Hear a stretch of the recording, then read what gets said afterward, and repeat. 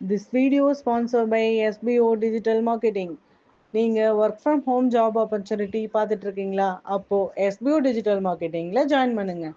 இது mobile based part time ஜாபுங்கிறதுனால students, home makers, job seekers இப்படி யார் வேணால் ஜாயின் பண்ண முடியுங்க.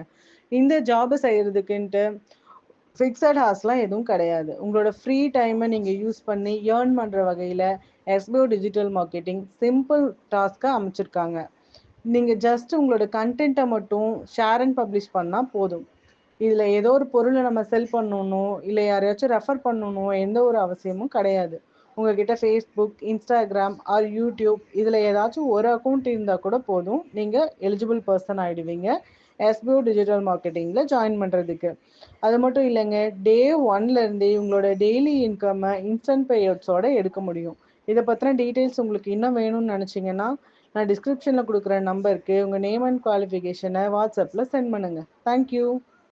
ஸ்கிப் பண்ணாதீங்க, பெரிய தப்பு. தினம் 300 ரூபாய் சம்பாதிக்க அரிய வாய்ப்பு. இன்ஸ்டாகிராம், ஃபேஸ்புக் பயன்படுத்த தெரிந்தால் போதும். Content post and content publishing மூலமா தினம் 300 ரூபாய் சம்பாதிக்கலாம். இந்த வேலை செய்ய 5 நிமிடம் போதும். Work training support, group communication support, all language customer live chat support, முக்கியமா சொந்தமா ஒரு பிசினஸ் ஸ்டார்ட் பண்ற அளவுக்கு உங்களால கற்றுக்கொள்ளவும் முடியும், சம்பாதிக்கவும் முடியும். இந்த வேலை வாய்ப்பு வழங்குவது 5 வருடத்திற்கு மேல ரன் ஆகிட்டு இருக்க நம்ம தமிழ்நாட்டு company school of business organisation private limited. மேலும் விவரங்களுக்கு டிஸ்கிரிப்ஷன்ல கொடுத்திருக்க நம்பருக்கு வாட்ஸ்அப் பண்ணுங்க.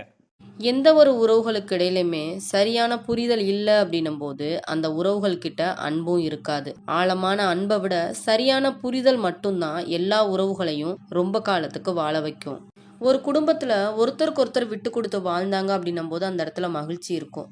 ஆனா ஒருத்தர் மட்டுமே விட்டு கொடுத்து வாழ்ந்தாங்க அப்படின்னா அது வாழ்க்கையும் இல்லை, அந்த இடத்துல நிம்மதியும் இருக்காது. உறவுகள் கிட்ட எவ்வளவோ விட்டு கொடுத்து அனுசரிச்சு போனாலுமே கூட ஒரு குறிப்பிட்ட சூழல்ல நான் இப்படித்தான் அப்படின்னு அவங்களோட இயல்பான குணத்தை காட்டிடுறாங்க. நம்மள 3வது மனுஷனா உணர வச்சிடுறாங்க. உண்மை இல்லாத உறவுகள் கிட்ட உரிமை எடுக்கிறதும் தப்பு. உணர்வுகளை புரிஞ்சுக்காத உறவுகள் கிட்ட ஆறுதலுக்காக ஏங்கி நிக்கிறதும் தப்பு. இங்க யாரும் யாரோட மனசையும் காயப்படுத்தி ரொம்ப நாளைக்கு நிம்மதியா வாழ்ந்துட முடியாது. சில நபர்கள் அடுத்தவங்க முகத்துல கரிய பூசணும் அப்படின்னு தான் நினைக்கிறாங்களே தவிர அதனால தன்னோட கையும் சேர்ந்து கரியாகும் அப்படின்றத நினைச்சு கவலைப்படுறதே இல்லை. யாரையும் பழி வாங்கணும் அப்படின்னு நினைக்க வேண்டாம். அவங்கவுங்க செஞ்ச செயலுக்கான பலன் அப்படின்றது நிச்சயம் உண்டு. அவங்கவுங்களோட எண்ணம், அவங்கவுங்களோட வாழ்க்கை. நம்ம வாழ்க்கையில முன்னேற நம்ம ஒவ்வொருத்தருமே கடைபிடிக்க வேண்டிய முக்கியமான 3 விஷயங்கள்.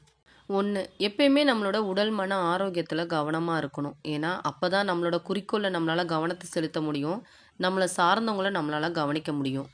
2, செலவு போக சேமிச்சுக்கலாம் அப்படின்னு எப்பயுமே நினைக்கக்கூடாது. சேமிப்புக்குன்னு ஒரு தொகையை ஒதுக்கிட்டு தான் செலவே நம்ம செய்யணும்.